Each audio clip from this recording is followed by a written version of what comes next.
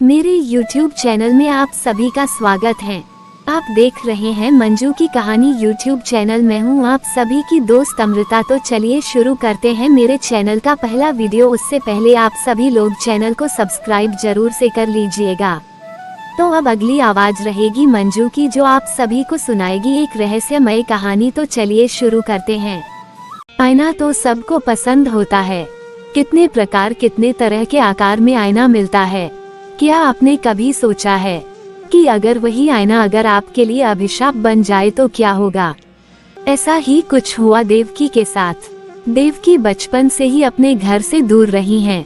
वो अपने मामा के घर ही रहती थीं और वहीं पर वो पढ़ाई करती थीं। आज कई सालों के बाद जब उसकी कॉलेज की पढ़ाई भी खत्म हो गई तो देवकी अपने घर पर आती हैं और अपने घर के दरवाजा पर लगा डोर बेल बजाती हैं। डोर बेल की आवाज सुनकर देवकी की माँ दरवाजा खोलती है। दरवाजा खोलते ही वो देखती है कि देवकी उसके सामने खड़ी है।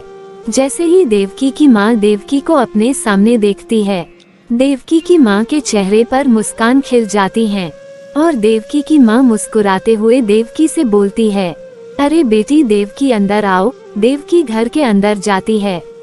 उसके बाद देवकी अपनी माँ मोहिनी को अपने सामने देखकर मोहिनी से बोलती है, माँ तुम्हें बहुत सालों के बाद देखकर मुझे बहुत अच्छा लग रहा है। इतना बोलकर देवकी ने घर को देखती हुए मोहिनी से पूछती है, पर माँ क्या ये घर हमारा ही है। मोहिनी देवकी के सवाल का जवाब देते हुए देवकी से बोलती है, हाँ बेटी ये हमारा ही घर है, पर बेटी तुम्हें अपने सामने देखकर मुझे तो इतनी खुशी हो रही है जिसका कोई मूल्य नहीं है।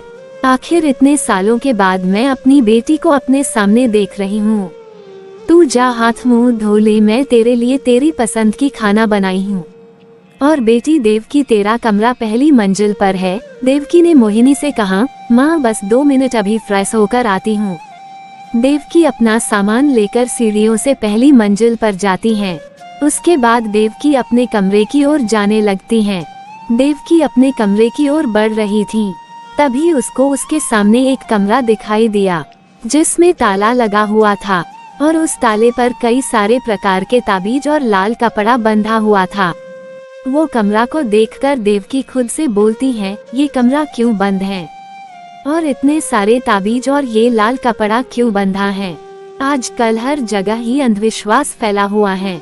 इस अंधविश्वास को दूर करने के लिए आज से मैं इस कमरे में ही रहूंगी। इतना बोलकर देवकी ने सारे ताबीज और लाल कपड़ा निकाल कर फेंक दिया और ताला तोड़ करके कमरे के अंदर चली गयी। कमरे के अंदर जाने के बाद देवकी अपना सामान बिस्तर पर फेंकती हुई खुद से बोलती है, चलो अब जल्दी से फ्रेश होकर नीचे जाती हूँ। कुछ देर के बाद जब देवकी बाथरूम से निकली, उसके बाद देवकी ने अपने सामने कुछ बड़ा सा काला कपड़ा से ढका हुआ देखती है तो उसके पास जाती है और बोलती है, ये काले कपड़े से क्या ढका हुआ है, जरा मैं भी तो देखूं। इतना बोलकर देवकी ने काले कपड़े को हटाया। काले कपड़े को हटाते ही देवकी को बहुत ही खूबसूरत एक आईना दिखाई देता है। उस आईने को देखते हुए देवकी बोलती है, वाह कितना सुंदर और आकर्षक आईना है। भला इतना सुंदर और आकर्षक आईना को कोई क्यों इस तरह से बंद कमरे में काले कपड़े से ढक कर रखा होगा। चलो कोई नहीं, आज से इस आईने को मैं ही इस्तेमाल करूंगी। वैसे भी ये आईना बहुत ही आकर्षक है। इतना बोलकर देवकी आईने के काफी पास चली जाती है और देवकी आईने में देखते हुए अपने बाल ठीक करने लगती। तभी अचानक उस आईने में कुछ हलचल हुई। उस हलचल को देखकर देवकी बोलती है, ये आईने में अभी क्या हुआ था।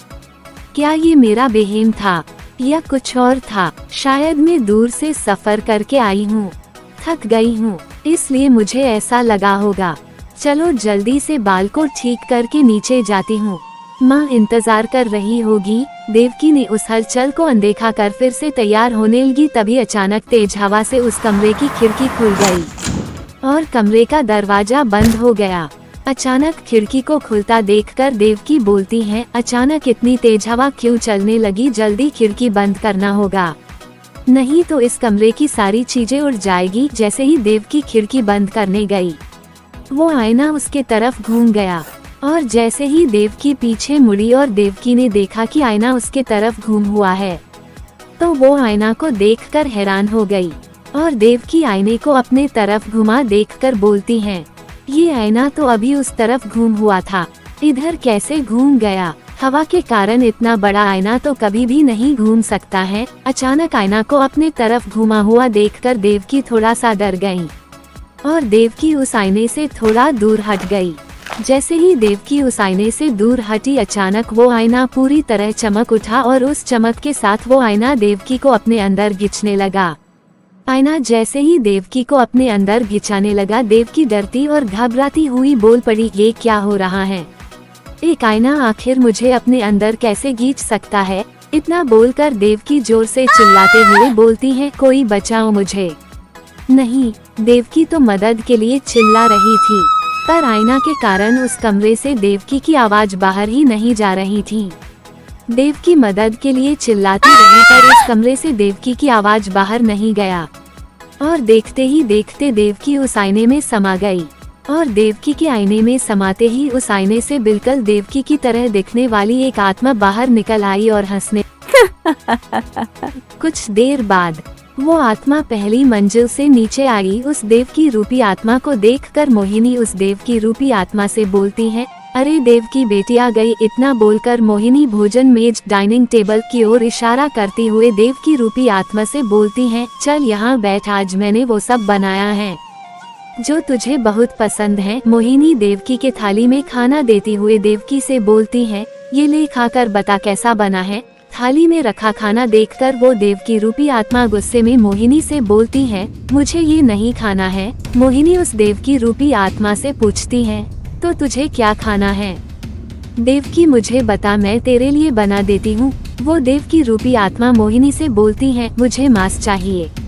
मांस? मोहिनी देवकी के मुंह से मांस शब्द सुनकर देवकी से बोलती है, तू ये क्या बोल रही है?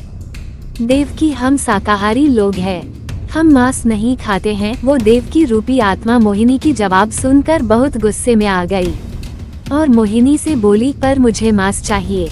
मांस? मुझे मांस दो, नहीं तो मैं तुम्हें मारकर खा जाऊंगी। मुझे मांस दो, मांस, मुझे मांस चाहिए। ऐसा बोलते हुए वो आत्मा इधर उधर चारों तरफ मांस ढूंढने लगी। मोहिनी ने देवकी की हरकतें देखकर देवकी से कहा, देवकी तू ऐसा क्यों कर रही है? तुम्हें क्या हो गया है?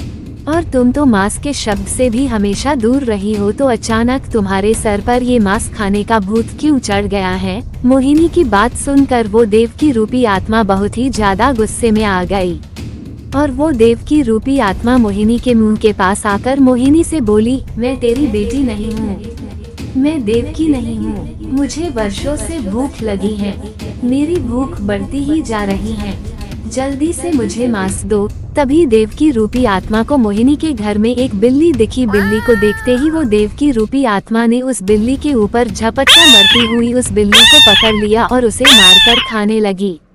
मोहिनी ये सब देखकर बहुत डर गई। डर के मारे मोहिनी के माथे से पसीना निकलने लगा। वो काफी ज्यादा डर चुकी थी और मन ही मन मोहिनी बोलने लगी, लगता है कि देवकी ने उस आईना वाले कमरे का दरवाजा खोल दिया और उस आईने के पास चली गई।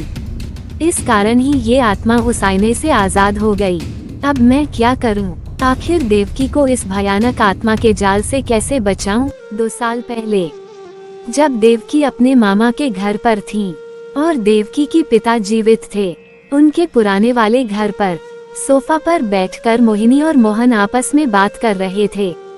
मोहन मोहिनी से बोलता है, मोहिनी मुझे लगता है कि अब हमें एक नया घर ले लेना चाहिए जो इस घर से काफी बड़ा हो। मोहिनी मोहन से बोलती है, पर क्यों? वैसे भी ये घर तो है न, वैसे भी हमारे परिवार में कहाँ 10-20 सदस्य हैं, 4 लोग ही तो है। उसमें से बेटी अपने मामा के घर रहती है और बेटा विदेश में रहता है। आखिर 2 साल पहले ऐसा हुआ क्या है जो मोहिनी को तब याद आ रहा है जब देवकी आईने में समा गई। इस रहस्य को हम जल्द ही जानेंगे। तो उम्मीद है आप सभी को कहानी अच्छा लगा होगा। तो अब मिलते हैं इस कहानी के अगले एपिसोड में और याद से चैनल सब्सक्राइब जरूर कर लीजिएगा। तब तक के लिए बाय बाय।